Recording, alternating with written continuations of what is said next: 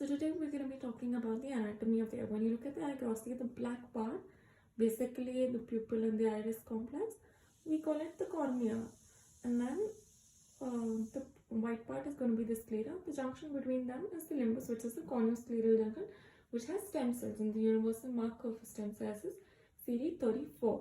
The cornea is actually a white transparent membrane that overlies the pupil and the iris complex, which I've already said. So now the eye anatomy of eye is divided into structures. The most anteriorly placed will be first to have the cornea, which is a transparent membrane, following which you have the conjunctiva. So you have conjunctiva, we have the cornea, and then we have the sclera. Now coming to the middle part. The middle part of the eye is called as the uvea, and the uvea is composed of the ciliary body. Now this ciliary body in itself is having two parts. We have the pars plana, which is more posteriorly located, and then we have the pars placata. This pars placata has these projection sort of things. So this is what is responsible for the secretion of aqueous humor. And so we have the ciliary body, we have the iris, and then we have the ciliary body, iris, and the choroid. Next, coming to the posterior part. In the posterior part, we basically have the retina, and then all its junk parts. So if I'm to say this, if I had to represent this, then we're gonna, our eyeball is going to be something like this. This is the optic nerve. So first we have the transparent part, which is the cornea. This is the iris. This base is the pupil. Here we have some space here.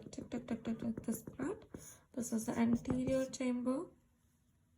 And then we have the lens located here. We have now pars placata and pars plana. Placata, plana, zonules, fibers that hold the lens. This is the lens. And here is the retina. So outermost this, all of this is the sclera. You know, there's one more lining here. That will be the actually retina, and then the choroid basically is beneath the retina. One has to remember. So this is the anterior chamber. It's filled with aqueous. This part here between the iris and the lens becomes the posterior chamber. So this is where the posterior chamber IOL is implanted. This is just the vitreous chamber filled with vitreous. So this is basically the anatomy of the eye. Now coming to the blood supply. So blood supply basically comes through the, so here I'm going to draw a flow chart. So internal carotid artery is giving in ophthalmic artery. This ophthalmic artery gives posterior ophthalmic artery, which is giving posterior ciliary artery. This posterior ciliary artery gives two branches: short posterior ciliary artery, long posterior ciliary artery. Simple. So the short one, so if the blood supply is somewhere here, obviously it is but understood that short is going to supply the posterior structure.